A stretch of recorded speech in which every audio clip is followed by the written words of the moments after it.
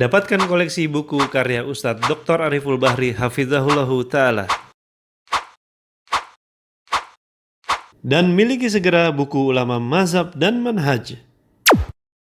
Wahai Jibril, datang kamu kepada Muhammad dan sampaikan kepadanya kalimatku ini. Maka Jibril kembali kepada Nabi SAW. Kemudian Jibril mengatakan, wahai Muhammad, sesungguhnya Allah mengatakan, inna sanurdika fi ummatika wa la nasu'uk. Kami akan selalu membuat engkau bangga terhadap umatmu dan kami tidak akan pernah membuat engkau kecewa dengannya.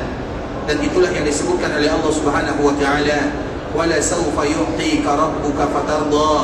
Allah akan selalu memberikan kepada nabi yang terbaik, dan di antara salah satu yang terbaik yang Allah berikan kepada Nabi sallallahu alaihi wasallam adalah bagaimana umat Nabi adalah umat yang terbaik. Bagaimana umat Nabi, umat yang mulia. Bagaimana umat Nabi, umat yang diberikan kelebihan dan kemudahan. Dan bagaimana umat Nabi adalah mereka yang paling banyak mengisi surga Allah Subhanahu wa taala.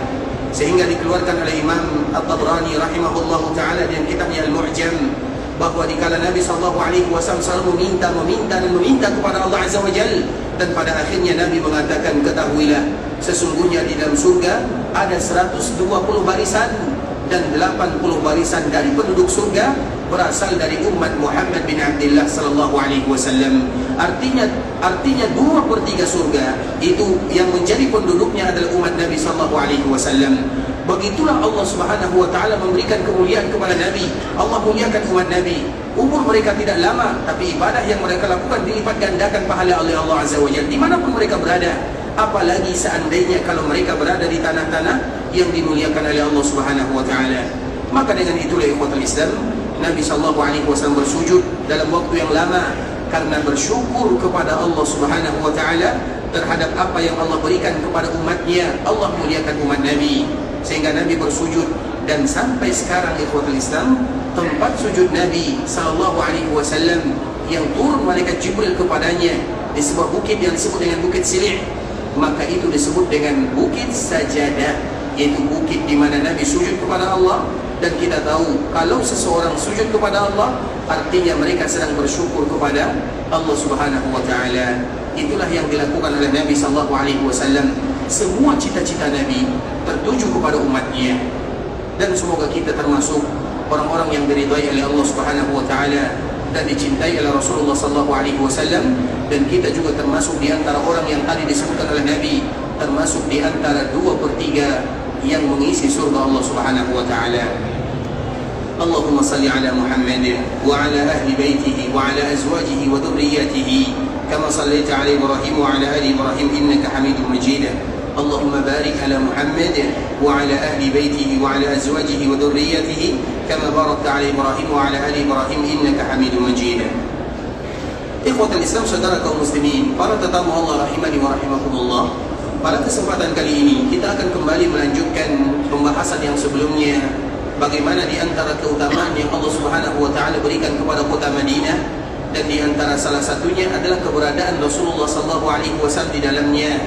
Kemudian di dalamnya ada masjid yang dibangun oleh Nabi sallallahu alaihi wasallam, dan masjid yang dibangun oleh Nabi sallallahu alaihi wasallam di kota Madinah ada dua. Yang pertama adalah Masjid Nabawi, dan yang kedua adalah Masjid Quba. Sehingga antara dua masjid ini memiliki kesamaan dan keutamaan serta kemuliaan dibandingkan dengan masjid-masjid yang lainnya.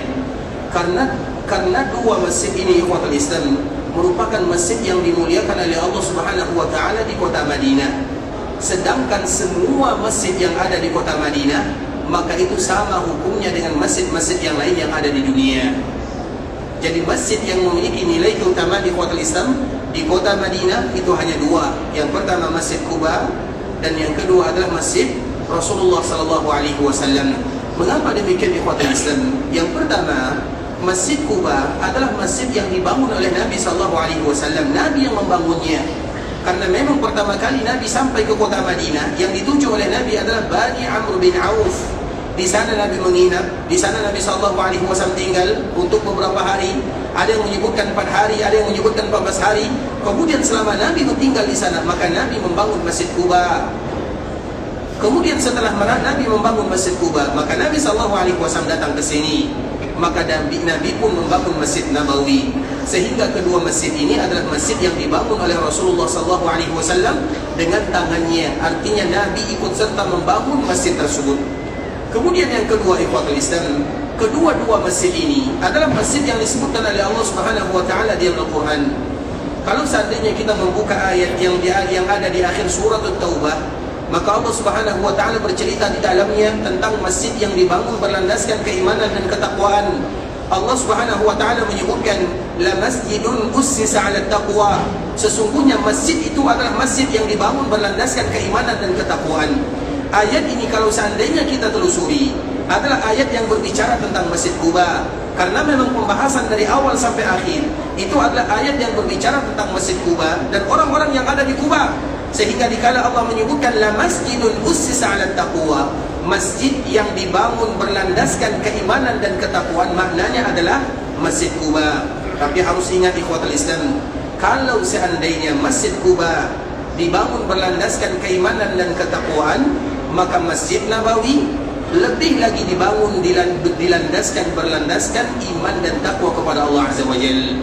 Sehingga ada sebagian para sahabat, salah satunya adalah Abu Sa'id Al-Khudri radhiyallahu ta'ala anhu, dia bertanya kepada Nabi sallallahu alaihi wasallam, "Ya Rasulullah, ayyul masjidain?" Masjid yang mana dibangun berlandaskan iman dan takwa?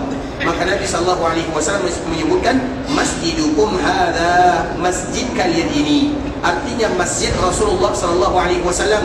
Artinya tempat kita sekarang ini adalah masjid yang dibangun berlandaskan keimanan dan ketakwaan kepada Allah Azza wa Jalla. Mengapa demikian? Karena apapun yang kita lakukan di dalamnya dalam bentuk beribadah kepada Allah, maka akan menambah iman dan takwa kepada Allah Subhanahu wa taala. Dan itu merupakan di antara persamaan yang kedua antara Quba dengan Masjid Nabawi. Sama-sama dibangun berlandaskan iman dan takwa kepada Allah Azza wa Jalla. Kemudian ikhwatul Islam, juga persamaan antara Quba dengan Masjid Nabawi. Siapapun yang datang dan beribadah ke dalam masjid ini, maka pahala mereka tidak sama dengan ibadah yang mereka lakukan di masjid manapun. Beribadah di rumah Allah Azza wa Jalla itu adalah tempat yang paling mulia. Dimanapun masjid Allah Azza wa Jalla di permukaan dunia, maka itu disandarkan kepada Allah, sehingga semua masjid itu wajib disandarkan kepada Allah. Makanya tidak ada yang namanya istilah masjid pribadi. Apabila ada masjid yang dibangun di atas tanah pribadi, itu bukan masjid namanya. Kalau masjid itu ikhwatul Islam, semuanya untuk Allah Azza wa Jalla. Tanahnya, bangunannya, isi yang ada di dalamnya, semuanya adalah untuk Allah Azza wa Jalla. Makanya tidak ada istilah masjid khusus untuk milikku, ini masjid fulan, ini masjid alan, tidak ada ceritanya. Karena Allah menyebutkan wa annal masajida lillah. Semua masjid yang ada di dunia adalah milik Allah Azza wa Jalla. Sehingga siapapun di antara kita yang bercita-cita, berniat, dan semua kita harus berniat untuk membangun masjid. Karena apabila ada seorang hamba yang ingin membangun rumah Allah di dunia, maka Allah bangun untuknya rumah di surga. Artinya Allah berikan kemuliaan kepadanya masuk ke dalam surga. Karena tidak mungkin dibangunkan rumah untuknya di dalam surga kecuali dia masuk surga. Dan di antara salah satu caranya, bangun dulu rumah Allah Subhanahu wa taala di dunia. Kalau tidak bisa kita membangun yang kecil, bangun yang besar. Kalau tidak bisa berinfak dengan infak yang sedikit, berinfak yang banyak. Yang penting kita ikut serta membangun rumah Allah Subhanahu wa taala. Nah, ikhwatul Islam, pembangunan masjid itu semuanya harus untuk Allah Azza wa Jalla. Jadi tidak ada yang namanya istilah ini masjid fulan, tapi semuanya adalah ini masjid untuk Allah Azza wa Jalla. Maka tanahnya, pembangunannya, semuanya harus dijadikan wakaf untuk Rabbul Izzati wal Jalalah. Nah, begitu juga dengan Masjid Quba ikhwatul Islam. Masjid Quba ketika dibangun, mereka berbondong-bondong menghibahkan tanahnya untuk Nabi sallallahu alaihi wasallam. Begitu juga dikala dibangun Masjid Nabawi, mereka berbondong-bondong ketika Nabi mengatakan, "Saminuni haitakum hadza." Wahai kalian penduduk Madinah, berapa harga tanah kalian? Ketika Nabi sallallahu alaihi wasallam memberikan tawaran, artinya Nabi ingin membelinya. Kemudian apa jawaban orang-orang Ansar, terkhusus Bani Najjar, karena mereka yang memilikinya? La natlubu thamanahu illa lillah. La natlubu thamanahu illa min Allah. Kami tidak akan meminta harganya kecuali kepada Allah Subhanahu wa taala. Di dalam riwayat yang lain disebutkan, bal nahabahu laka ya Rasulullah. Tidak ya Rasulullah, tapi kami akan menjadikan ini semuanya hibah untukmu. Artinya apa ikhwatul Islam? Karena semua masjid itu harus dibangun di atas tanah yang bukan milik pribadi, harus dijadikan wakaf untuk Allah Subhanahu wa taala. Kemudian ikhwatul Islam, ketika Nabi sallallahu alaihi wasallam membangun Masjid Quba, membangun Masjid Nabawi, tentunya masjid yang dibangun oleh Nabi tidak akan sama pahalanya dengan masjid yang dibangun oleh orang lain. Apalagi itu merupakan masjid yang pertama kali ada di dalam sejarah kaum muslimin, terutama di kota Madinah. Yang pertama adalah Quba, yang kedua adalah Masjid Nabawi. Sehingga siapapun yang beribadah di dalamnya maka mendapatkan pahala yang tidak sama dengan tempat yang lainnya. Kalau di Quba ikhwatul Islam, siapapun yang datang beribadah, melakukan ibadah salat di Masjid Quba, kemudian dia berwuduk dari rumahnya, kemudian niat pertama dikala dia sampai di Quba adalah salat. Ingat ikhwatul Islam, jadikan niat pertama ke Quba adalah salat, jangan pernah tergiur dengan yang lainnya. Karena di sana banyak yang menawarkan dengan bahasa kita. Maka kalau ada orang yang pertama kali datang ke Quba, kemudian yang mereka cari adalah kurma muda atau sajadah, maka sudah hilang niatnya. Jadikan niat yang pertama itu adalah Quba dan salat di dalamnya.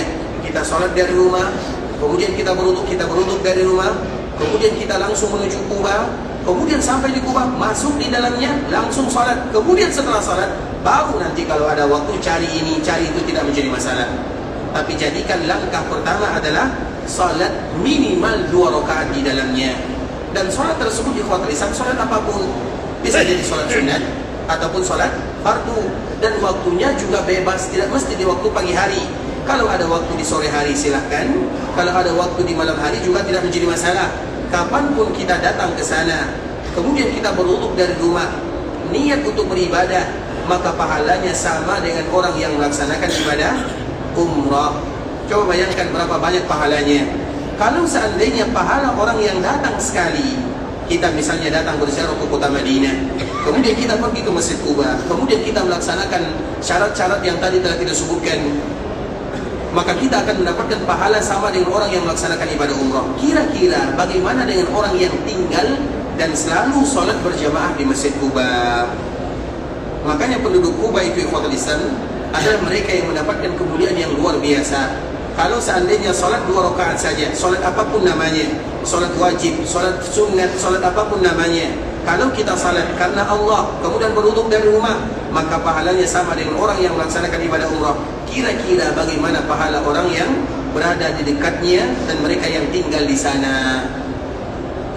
Begitu juga dengan Masjid Nabawi ikhwatul Islam. Kemarin kita telah menyebutkan di antara salah satu ibadah yang paling mulia yang kita lakukan di Masjid Nabawi adalah melaksanakan ibadah salat. Dan salat yang kita lakukan di Masjid Nabawi itu pahalanya luar biasa banyaknya. Bahkan bisa kita mengatakan siapapun yang salat di Masjid Nabawi maka pahalanya tidak terbatas, sesuai dengan bagaimana khusyuk dan tumaninah mereka melakukan ibadah salat. Coba bayangkan kalau seandainya kita yang datang ke sini 2 hari 3 hari, kita akan mendapatkan pahala yang begitu banyak dan luar biasa. Bagaimana kira-kira orang yang tinggal di kota Madinah dan mereka selalu menjadikan Masjid Nabawi sebagai tempat sholatnya. Bahkan kami memperhatikan ikhwatul Islam, ada sebagian penduduk Madinah, mereka bukan orang kaya, mereka orang-orang biasa. Bahkan kalau kita perhatikan mereka bukan berasal asli dari sini, tapi mereka menjadikan Madinah sebagai tempat tinggalnya. Kemudian mereka kehidupannya biasa-biasa, tapi mereka selalu disebut atau mereka selalu datang ke Masjid Nabawi, bahkan menghabiskan hari-harinya 5 waktu di Masjid Nabawi. Maka terkenallah namanya dengan istilah autad. Ada yang disebut dengan autad. Autad itu ikhwatul Islam adalah tiang. Artinya seolah-olah mereka menjadi tiang Masjid Nabawi, saking lamanya mereka berada di sini. Makanya ikhwatul Islam, kita yang diberikan kesempatan oleh Allah tidak terlalu lama, jangan kita kalah dengan orang-orang seperti ini. Dan biasanya ikhwatul Islam, kami selalu, ini sekedar contoh saja ya, ada sebahagian saudara-saudara kita yang rata-rata mereka semuanya sudah tua. Mereka duduk biasanya tidak jauh dari tempat kita ini, di bagian depan kiri. Nah mereka itu ikhwatul Islam selalu menghabiskan waktu di dalam Masjid Nabawi. Dan mereka tinggal di sini. Mereka bukan orang kaya, dan rata-rata mereka berada di bawah garis kemiskinan. tapi mereka yang mereka inginkan adalah mereka kaya dengan ibadah kepada Allah Subhanahu wa taala, terkhusus dikala mereka berada di dalam masjid Rasulullah sallallahu alaihi wasallam. Padahal mereka tinggal di Madinah dan mereka menghabiskan waktunya di kota Madinah. Sedangkan kita yang tidak tinggal di kota Madinah, yang jatah kita hanya beberapa hari saja, itu pun kita tidak mau menghabiskan waktu di dalam Masjid Nabawi. Tentunya kita kalah dengan mereka, ikhwatul Islam. Makanya kadang-kadang kita belajar tentang atau bagaimana pemandangan orang yang semangat beribadah kepada Allah. Semestinya kita yang 3 hari di sini harus menghabiskan waktu berlama-lama di sini. Kalau tidak ada kegiatan di luar, kalau tidak ada ziarah misalnya ke Ubud, ke Kuba, atau misalnya ziarah-ziarah lainnya, maka habiskan waktu di sini. Jangan habiskan waktu untuk berkeliaran ke sana, berlari ke sini, pergi kunjungi sana. Tidak, ikhwatul Islam.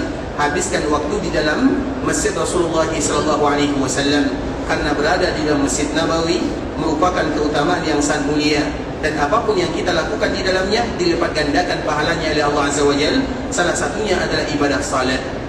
Makanya kemarin kita telah menyebutkan ikhwatul Islam hadis Nabi SAW yang dibawakan oleh sahabat Abu Hurairah radhiyallahu taala anhu.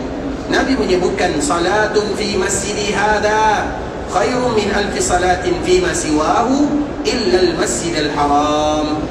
Orang yang salat di dalam Masjid Nabawi atau orang yang salat di dalam masjidku ini, kata Nabi, maka itu lebih baik daripada 1000 dibandingkan dengan salat di masjid yang lainnya, kecuali Masjidil Haram yang ada di Mekah.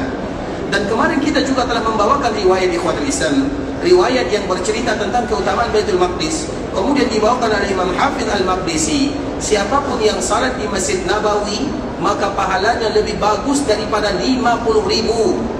Siapapun yang salat di Baitul Maqdis maka pahalanya lebih baik daripada 50.000. Siapapun yang salat di Masjidil Haram yang ada di Mekah, maka pahalanya lebih mulia daripada 100.000. Dan setiap hadis-hadis yang disebutkan ikhwatul Islam selalu akan kita mendapatkan lebih baik, lebih afdal, lebih mulia. Artinya ibadah yang kita lakukan di dalam Masjid Nabawi, terkhusus ibadah salat, adalah ibadah yang memiliki keutamaan yang sangat banyak sekali. Maka dari situlah kita akan kembali mengulang sedikit demi sedikit ikhwatul Islam potongan hadis Nabi SAW yang menyebutkan salatun, orang yang salat di dalam Masjid Nabawi. Artinya salat apapun yang kita lakukan di Masjid Nabawi maka termasuk ke dalam keutamaan yang disebutkan oleh Nabi SAW. Maka dianjurkan bagi kaum muslimin, mereka dikala berada di kota Madinah, berada di dalam Masjid Nabawi, menjadikan semua waktunya salat di dalam Masjid Rasulullah SAW.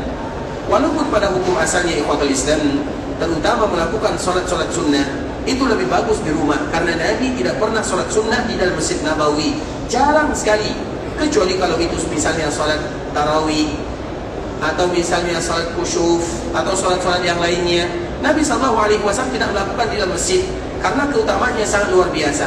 Tapi bagi kita yang zuwar, bagi kita yang datang sesekali ke Masjid Nabawi atau ke kota Madinah, maka dianjurkan menghabiskan waktu beribadah, terutama ibadah salat di dalam Masjid Nabawi. Dan itu termasuk semua salat di dalamnya. Yang pertama, salat wajib sudah pasti 5 waktu sehari semalam. Yang kedua, salat sunnah, mulai dari salat sunat fajar, yang pahalanya lebih bagus daripada dunia dan seisinya, dan itu hanya 2 rakaat sahaja. Salat sunat fajar itu ikhwatul Islam hanya 2 rakaat, sehingga nanti apabila ada orang yang masuk ke dalam Masjid Nabawi, karena dianjurkan bagi kita ikhwatul Islam, dikala kita masuk ke dalam Masjid Nabawi untuk meniatkan semuanya. Misalnya kita masuk ke Masjid Nabawi setelah adzan subuh misalnya, ini contoh sahaja, kemudian kita berniat melaksanakan salat sunat fajar, kita pun berniat untuk melaksanakan salat sunat wudu, kita pun berniat untuk melakukan salat tahiyat, maka niatkan semuanya, tapi gerakannya hanya 2 sahaja. Maka itulah yang disebutkan oleh para ulama ikhwatul Islam, ta'addudun niyyah. Niat itu harus diperbanyak, walaupun ibadahnya hanya 2 saja. Makanya dikala kita salat sunat 2 rakaat misalnya, masukkan semua niat, selama itu bisa digabungkan antara satu niat dengan niat yang lainnya. Seperti duduknya kita di Masjid Nabawi ini ikhwatul Islam. Makanya kalau ada di antara kaum muslimin yang duduk di Masjid Nabawi, maka niatkan semuanya. Apa niatnya? Yang pertama, niat melakukan salat berjamaah. Yang kedua, niatnya adalah beriktikaf. Yang ketiga, niatnya adalah menunggu salat dengan salat yang lainnya. Yang keempat, niatnya adalah bermajlis. Yang kelima, niatnya adalah mendengarkan ayat-ayat Allah. Semuanya diniatkan agar pahala itu diberikan luar biasa oleh Allah Subhanahu wa taala. Bukankah Nabi SAW menyebutkan innamal a'malu binniyat? Sesungguhnya amalan yang kalian lakukan itu tergantung niat. Sehingga para ulama menyebutkan ikhwatul Islam, rubba amalin saghirin tukabbiruhu niyah. Betapa banyak amalan-amalan yang sedikit tapi dia menjadi besar gara-gara niatnya. Amalan sedikit tapi mulia, besar, luar biasa di sisi Allah Azza wa Jalla. Misalnya kita contohkan, Nabi SAW pernah memberikan contoh ikhwatul Islam. Ada salah seorang wanita, di dalam riwayat yang lain ada salah seorang laki-laki yang mereka ini adalah orang yang melakukan dosa besar, dan dosa yang mereka lakukan adalah berzina. Kalau bahasa kitanya bukan berzina tapi penzina, karena bahasanya beda antara berzina. Kalau berzina itu sesekali, tapi kalau penzina itu pekerjaannya. Maka disebutkan oleh Nabi SAW, dikala dia seorang wanita ini memang itu pekerjaannya, selalu melakukan pekerjaan yang tidak diridai oleh Allah Azza wa Jalla. Kemudian tiba-tiba dia keluar dari rumahnya. Dikala dia keluar dari rumahnya, diterik panas matahari, kemudian dia haus, maka dia pun minum dari sebuah telaga. Dikala dia keluar dari telaga tersebut dan selesai minum, maka dia melihat seekor anjing yang juga kehausan. Kemudian dia pun mengambil air untuk anjing ini, air, gak sampai 1 gelas, diberikan kepada anjing. Syakarallahu laha, maka Allah bersyukur kepadanya, artinya Allah berterima kasih kepadanya. Bagaimana cara Allah berterima kasih kepadanya? Allah ampunkan dosa-dosanya, padahal dia adalah seorang penzina. Cuma lihat bagaimana amalan kecilnya.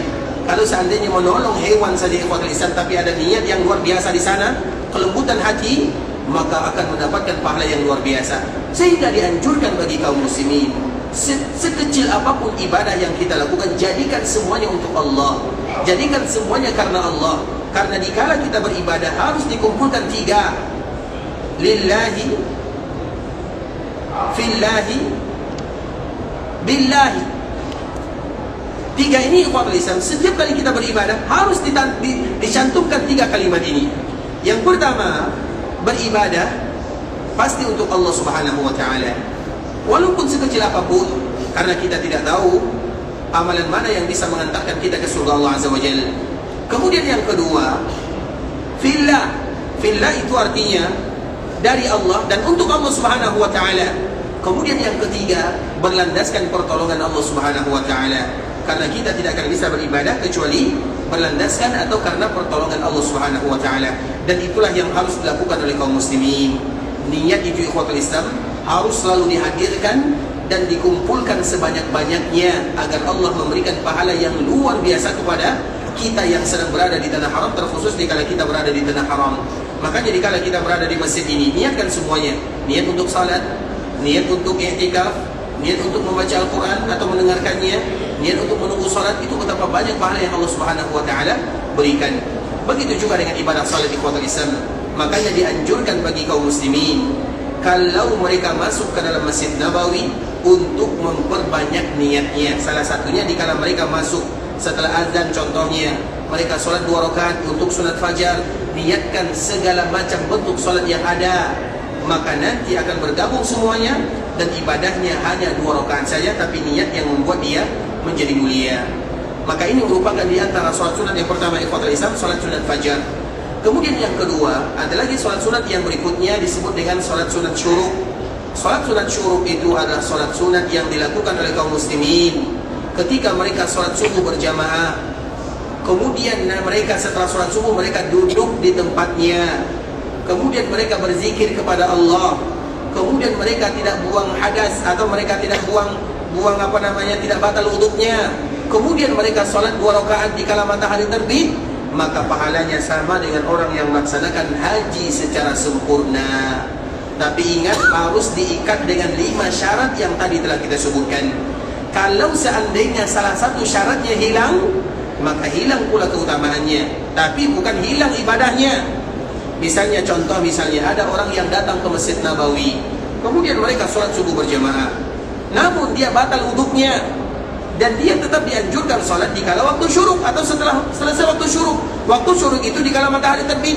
Kemudian ditunggu sejenak kurang lebih 5-10 menit. Kemudian dia salat di sana, tetap dapat pahala, tapi bukan pahala syuruk namanya. Pahalanya adalah pahala duha. Karena syuruk itu adalah ibadah yang sangat mulia, tapi diikat dengan syarat-syarat yang 5 tadi kita sebutkan. Salat subuh berjamaah bersama kaum muslimin. Kemudian setelah salat subuh, dia duduk di tempat dia salat. Kemudian yang ketiga, dia berzikir kepada Allah. Yang keempat, tidak batal untuknya. Yang kelima, dia salat 2 rakaat. Maka apabila dia melakukan yang demikian, sama dengan orang yang melakukan haji sempurna. Haji sempurna dan haji yang sempurna, kata baginda Rasulullah SAW. Kemudian ikhwatul Islam, salat apa lagi? Yang ketiga adalah salat duha. Dan salat duha itu waktunya, awal waktunya sama dengan salat syuruk. Akhir waktunya sebelum zawal kurang lebih 20 menit sebelum masuknya waktu zuhur, itu adalah waktu duha. Waktu duha itu ikhwatul Islam, yang lebih bagus bagi kita melakukannya adalah di akhir duha. Makanya kalau seandainya kaum muslimin mereka masuk ke Masjid Nabawi, ada yang masuk jam 10, ada yang masuk jam 11, dan jam 12 adalah waktu kita untuk melaksanakan sholat duhur misalnya, maka itu adalah waktu yang semakin bagus untuk melakukan sholat sunat duha. Karena sholat sunat duha, waktu yang paling bagus adalah di akhir waktu. Karena biasanya di akhir waktu adalah waktu yang dilalaikan oleh kaum muslimin. Jam 11 itu ikhwatul Islam adalah waktu di mana kita lelah. Jam 11 itu adalah waktu di mana kita penat. Tapi apabila ada kaum muslimin beribadah di sana, maka pahalanya pun akan diberikan luar biasa oleh Allah Subhanahu wa taala. Dan salat duha itu adalah salatnya orang-orang yang ingin selalu bertaubat kepada Allah Subhanahu wa taala. Maka disebut dengan salatul awwabin, yaitu salat orang-orang yang bertaubat. Dan semua kita berdosa, dan setiap hari kita harus bertaubat. Dan di antara salah satu bentuk kita bertaubat kepada Allah adalah dengan 2 rakaat duha. Dan duha itu juga merupakan bagian daripada sedekah. Artinya setiap hari jasad kita ini harus bersedekah. Dan di antara sedekahnya adalah dengan 2 rakaat salat duha. Kemudian ikhwatul Islam, apalagi salat sunatnya? Salat sunat rawatib. Salat sunat rawatib semuanya kita tahu. Salat sunat rawatib itu ada yang menyebutkan 10 rakaat, ada yang menyebutkan 12 rakaat. Terlepas daripada itu semua, salat sunat rawatib kalau 10 ikhwatul Islam, 2 sebelum duhur, 2 setelah duhur, 2 setelah maghrib, 2 setelah isya, 2 sebelum subuh.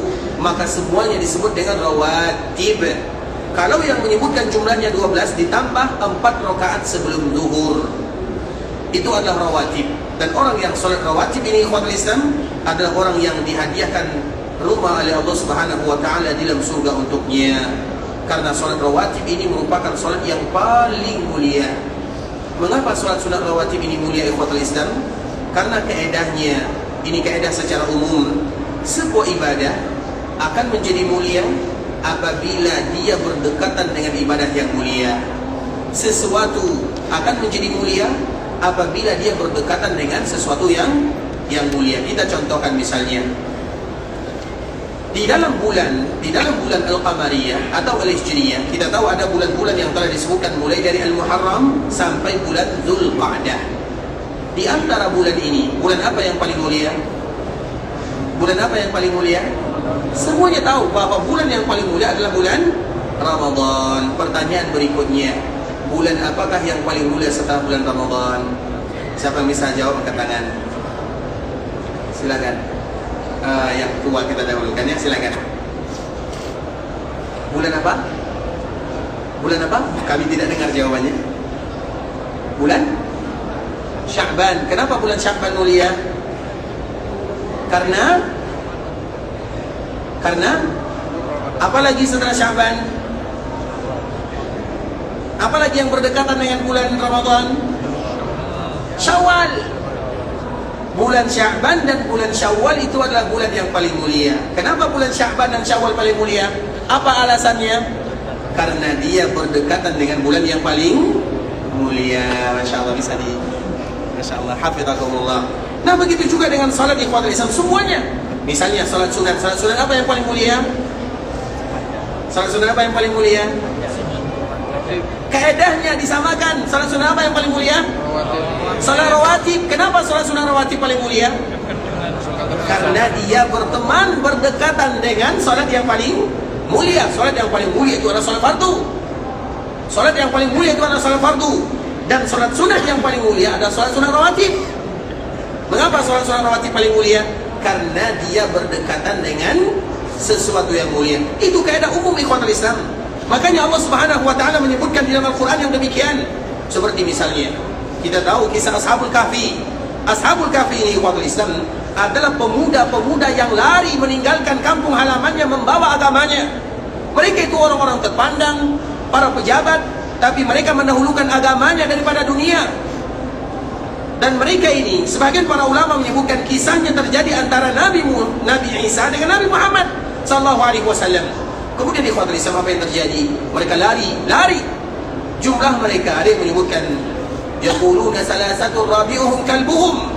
Jumlah mereka itu 3 orang, 4 bersama anjingnya. Kemudian ayat berikutnya, wa yaquluna khamsatun sadisuhum kalbuhum. Jumlah mereka itu 5, 6 termasuk anjingnya. Rajman bil ghaib. Tapi perkataan pertama ini dan perkataan yang kedua adalah perkataan yang meraba-raba. Rajman bil ghaib. Wa yaquluna sab'atun wa thaminuhum kalbuhum. Jumlah mereka ada yang mengatakan 7 orang, 1 bersama anjingnya. Dan itu adalah perkataan yang paling kuat, sebagaimana yang disebutkan oleh sahabat Abdullah bin Abbas, terjemahan Al-Quran atau mufassirnya para mufassir. Artinya ikhwatul Islam, Ashabul Kahfi yang diceritakan oleh Allah dalam surah Al-Kahfi, karena surah Al-Kahfi ini adalah surat yang mulia, dianjurkan bagi kaum muslimin membacanya terutama di hari Jumat. Dan barang siapa yang membaca 10 ayat terakhir atau 10 ayat pertama atau ayat-ayat terakhir dalam surah Al-Kahfi, maka dia selamat dari Dajjal. Maka pantas kaum muslimin untuk menghafalnya. Surah Al-Kahfi itu ikhwatul Islam surat yang dihafal. Mengapa demikian? Agar kita bisa berlindung dari Dajjal. Karena surah Al-Kahfi itu semuanya cerita dari awal sampai akhir. Cerita. Yang pertama cerita tentang Ashabul Kahfi. Yang kedua cerita tentang orang yang diberikan karunia oleh Allah Subhanahu wa taala ibarat dunia. Kemudian cerita tentang Nabi Musa dan Khidir. Kemudian cerita tentang Dzulqarnain. Semuanya dari awal sampai akhir. Makanya surat ini dianjurkan bagi kaum muslimin menghafalnya agar mereka selamat dari fitnah Dajjal. Dan Dajjal itu ada 2. Yang pertama Dajjal di akhir zaman, dan yang kedua Dajjal di setiap zaman.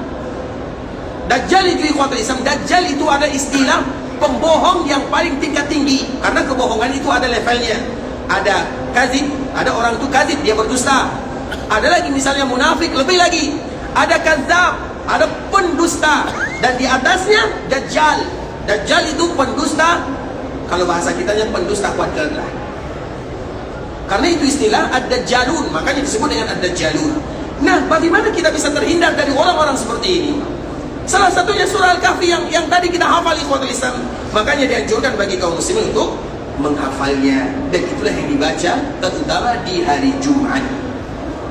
Kemudian ikhwatul Islam, di awal surah Al-Kahfi Allah bercerita tentang pemuda yang menyelamatkan agamanya. Jumlah mereka berapa orang? 7 orang. Wa thaminuhum kalbuhum. Dan 8 bersama anjingnya. Artinya jumlah mereka 7, 8 bersama anjing. Tentunya kita bertanya ikhwatul Islam, anjing itu adalah istilah yang apabila kita misalnya kalau kita bergaduh ya, ini contoh saja, kita bergaduh sama kawan, artinya ada masalah misalnya, kemudian dia menghina kita, dasar kamu kucing misalnya, kita sakit hati atau tidak? Sakit hati atau tidak? Dasar kamu kambing misalnya, kamu sakit hati atau tidak? Dasar kamu kerbau misalnya. Tapi coba dasar kamu anjing misalnya, sakit hati atau tidak? Kalimat ini adalah kalimat penghinaan. Makanya anjing tidak boleh ada di rumah kaum muslimin. Tidak boleh ada kaum muslimin yang menjaga anjing kecuali untuk kebunnya, untuk ternaknya, dan untuk berburu. 3 ini saja yang diizinkan dalam agama. Kalau ada di antara kaum muslimin yang memelihara anjing di rumahnya, maka hilang 1 hari 1 qirat pahalanya. Kita belum tentu mendapatkan pahala 1 qirat 1 hari. Tapi siapapun yang ada anjing di rumahnya, maka 1 qirat hilang pahalanya. Jadi sesuatu hewan yang artinya hewan yang tidak dimuliakan. Kemudian ikhwatul Islam, bahkan kalau seandainya ada kucing yang minum Ada kucing yang minum ini minuman kita, kemudian kucing ini minum, disebut dengan su'ur, sisa daripada kucing, maka tidak menjadi masalah ya kuatal Islam. Tapi kalau ada sisa anjing, maka kita harus mencucinya, dan itu pun ada aturannya, harus 7 kali, salah satu diantaranya pakai tanah. Saking beratnya masalah ini. Artinya anjing itu bukan masalah yang ringan dalam agama. Banyak aturan-aturan yang ada di dalamnya. Tapi tiba-tiba anjing ini adalah anjing yang dimuliakan oleh Allah Subhanahu wa taala. Diabadikan sejarahnya di Al-Qur'an. Bahkan dia mendapatkan mukjizat apa yang didapatkan oleh 7 orang tersebut. Jadi anjing ini umat Islam adalah anjing yang paling lama hidupnya. Karena dia juga tidur 309 tahun. Karena 7 orang ini, mereka tidur 309 tahun, termasuk anjingnya. Pertanyaannya, kenapa anjing ini dimuliakan oleh Allah Subhanahu wa taala? Jawabannya sama dengan pembahasan yang tadi kita sebutkan, karena dia berkawan dengan orang-orang yang mulia. Padahal itu anjing, tapi dikala dia berkawan dengan yang mulia, sesuatu yang dihinakan dalam agama, artinya ada aturan yang banyak sekali tentang masalah anjing. Tapi karena kedekatannya dengan orang-orang yang mulia, maka dia pun dimuliakan dan diabadikan oleh Allah di dalam Al-Quran cerita tentang ini. Maka itu pelajaran bagi kita bersama ikhwatul Islam. Mungkin kita adalah orang yang biasa-biasa saja, tapi kita memiliki kawan yang taat beribadah kepada Allah Subhanahu wa taala. Mereka yang dekat dengan Allah Azza wa Jalla selalu mengingatkan kita kepada kebaikan. Apabila kita memiliki teman seperti ini, pegang erat-erat, jangan sampai kita berpisah darinya. Karena siapapun yang mencintai seseorang karena Allah Azza wa Jalla, maka nanti Allah akan lindungi mereka di bawah arasy atau di bawah naungannya di akhirat sana. Dan itulah yang disebutkan oleh Imam Syafi'i rahimahullahu taala. Kalau kalian ingin mendapatkan naungan Allah Subhanahu wa taala di bawah arasy-Nya, maka carilah kawan-kawan yang terbaik, carilah kawan-kawan yang saleh, carilah kawan-kawan yang mengingatkan kalian kepada akhirat. Itu yang harus kalian cari. Walaupun kita orang biasa, tapi kita mencari orang yang luar biasa karena kebaikannya, karena ibadahnya, karena apapun yang dia lakukan dalam bentuk ibadah ikhwatul Islam, maka semoga-moga kita mendapatkan kebaikan yang dia lakukan.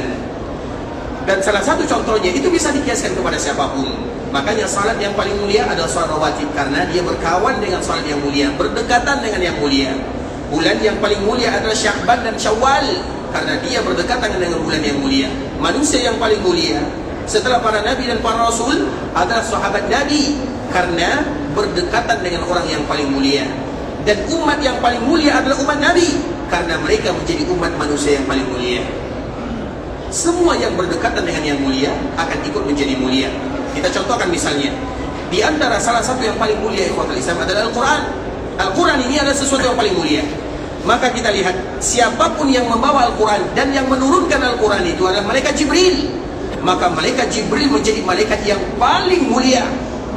Al-Quran itu ikhwatul Islam diturunkan oleh Allah Azza wa Jalla di malam Lailatul Qadar, maka malam Lailatul Qadar menjadi malam yang paling mulia karena Al-Quran turun di waktunya. Kemudian Al-Quran itu diturunkan kepada Muhammad bin Abdullah sallallahu alaihi wasallam, maka manusia yang paling mulia adalah Nabi sallallahu alaihi wasallam, karena dia diturunkan kepadanya ayat yang paling mulia. Dan siapapun yang paling banyak Al-Quran pada dirinya, hafalannya, ibadahnya, amalan Qurannya, maka mereka akan menjadi yang mulia karena dia berdekatan dengan sesuatu yang mulia. Maka silakan kita kiaskan kepada ibadah yang lainnya. Maka begitu juga di antara salat yang paling mulia ikhwatul Islam, salat sunat itu semuanya mulia.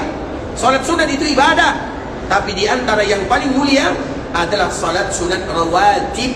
Alasannya karena dia berdekatan dengan salat yang paling mulia. Maka jangan atau dianjurkan bagi kaum muslimin ikhwatul Islam untuk melakukannya, terkhusus dikala kita berada di Masjid Nabawi. Dikala kita berada di sini ikhwatul Islam, rawatib dijaga. Kemudian apa lagi yang harus kita jaga? 4 rakaat sebelum zuhur dan 4 rakaat setelah zuhur, baik itu rawatib namanya atau yang lain. Yang penting 4 ini harus dijaga. Karena Nabi SAW menyebutkan siapapun yang melakukan 4 rakaat sebelum zuhur, 4 rakaat setelah zuhur, maka Allah haramkan wajahnya dari api neraka Allah Azza wa Jalla. Wajah itu maksudnya dirinya, karena wajah itu adalah sesuatu yang mulia. Siapapun yang menjaga 4 rakaat ini, tapi tetap dua-dua. Karena keedah di dalam salat sunat, baik itu salat sunat di malam hari atau salat sunat di siang hari, sebagaimana yang dinukilkan oleh Imam Ibnu Hajar Al-Asqalani, salatul laili masna masna, salat malam itu dua, wa salatul nahari masna masna, begitu juga salat siang dua. Artinya salat sunat itu hukum asalnya 2 rakaat salam.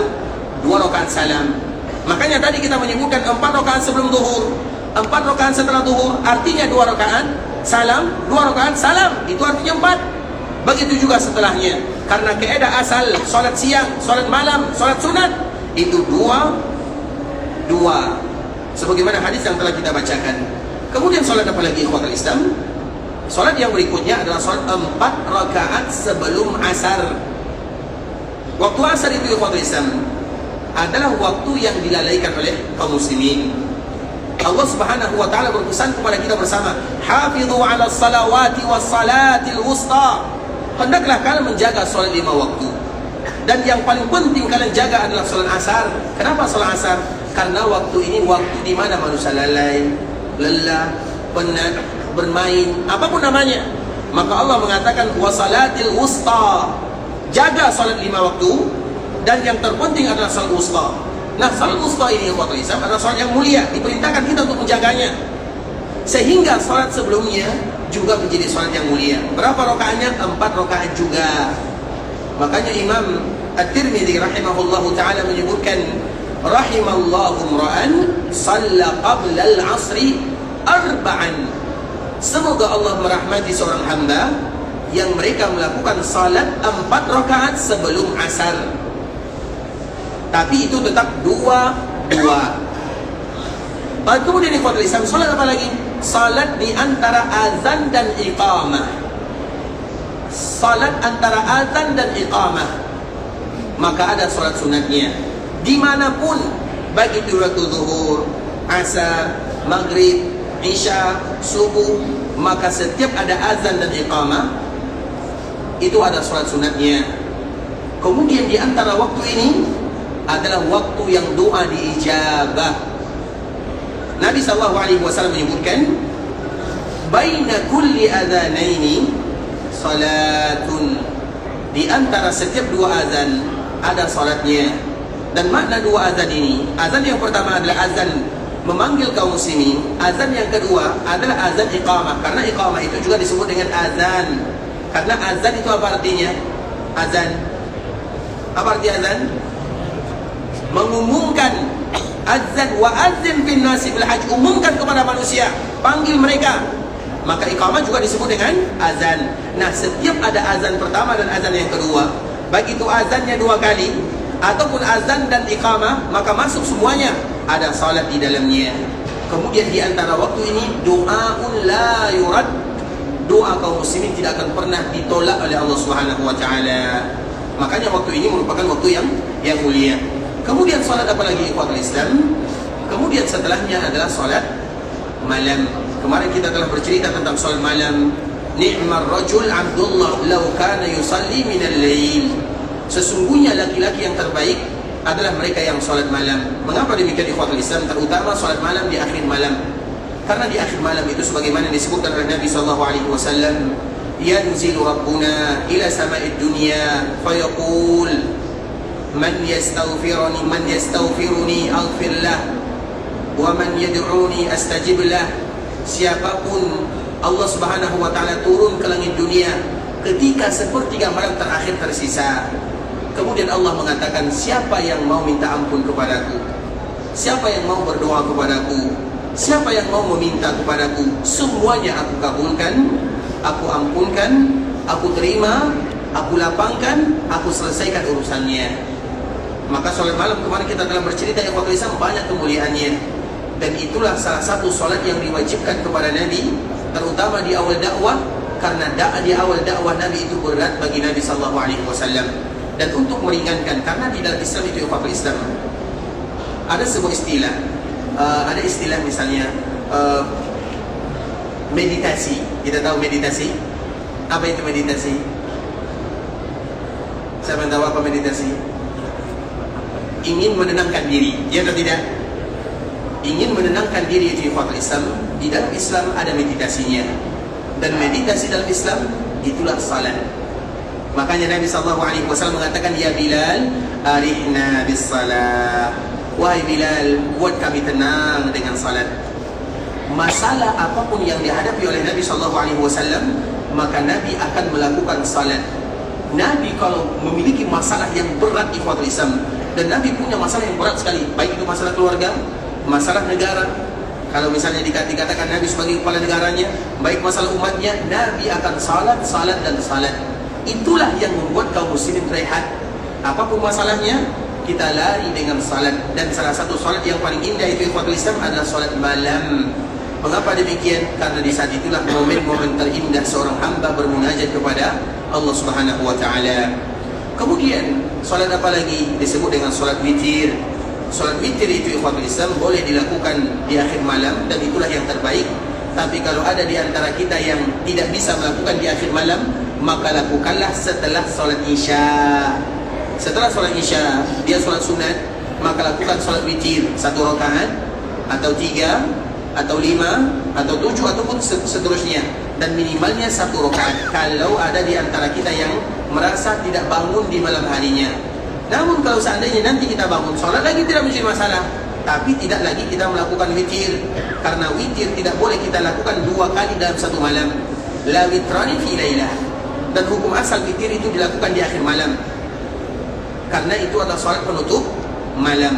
Dan inilah ikhwatul Islam, kesempatan salat yang tadi kita sebutkan, semuanya ada di kala kita berada di kota Madinah. Maka jangan kita mengharamkan diri kita dari kebaikan.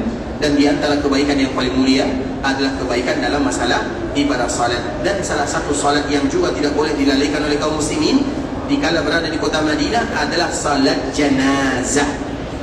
Salat jenazah itu ikhwatul Islam adalah salat yang tidak boleh dilalaikan. Jangan ada di antara kaum muslimin yang mereka meninggalkan salat jenazah, karena dia bagian daripada ibadah salat. Dan sebelumnya kita pernah menyebutkan salat jenazah itu ikhwatul Islam, kalau kita lakukan di daerah kita, maka pahalanya 1 qirat.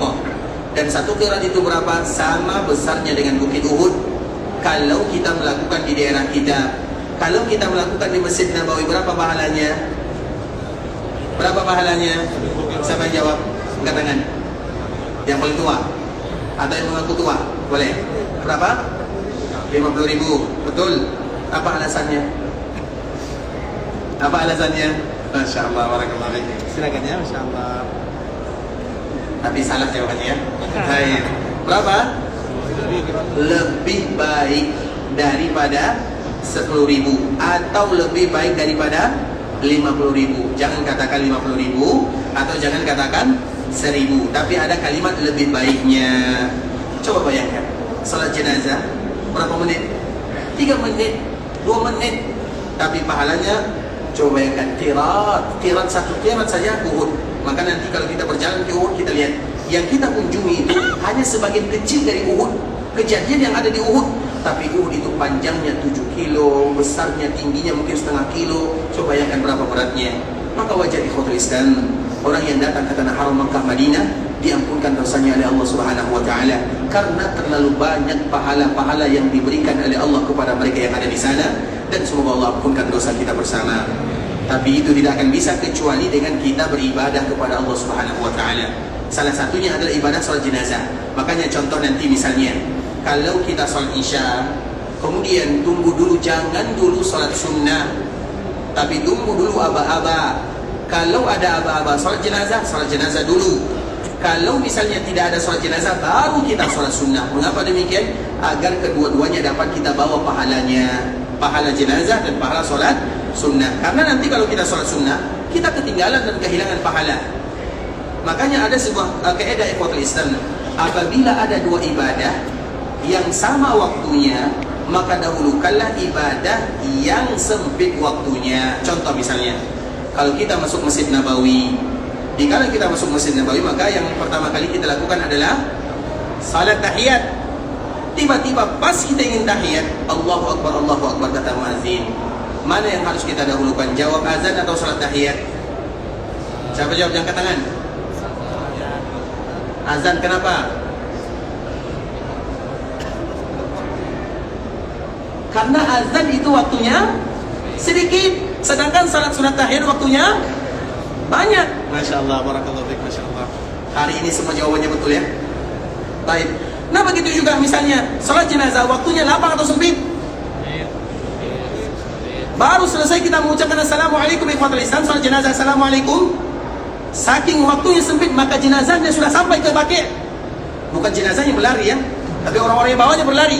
Artinya tidak ada waktu. Makanya kalau kita salat jenazah langsung ikut salat, kemudian setelahnya baru salat sunat. Karena salat sunat setelahnya masih banyak waktunya.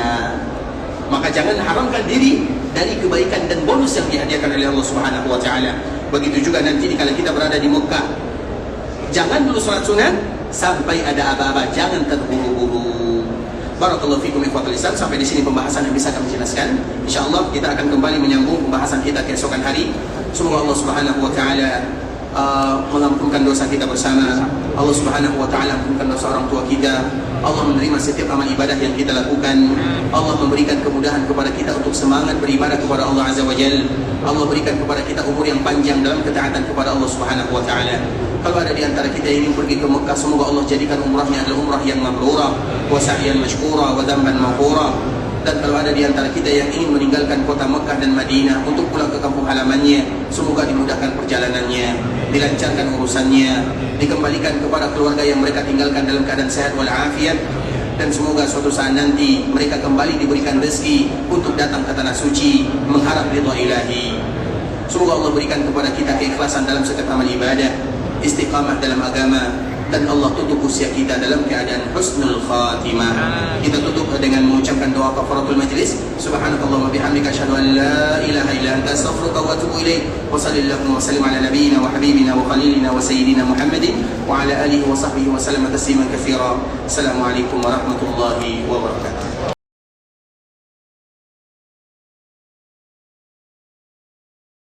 يا عبادي الذين أسرفوا على أنفسهم لا تقنطوا من رحمة الله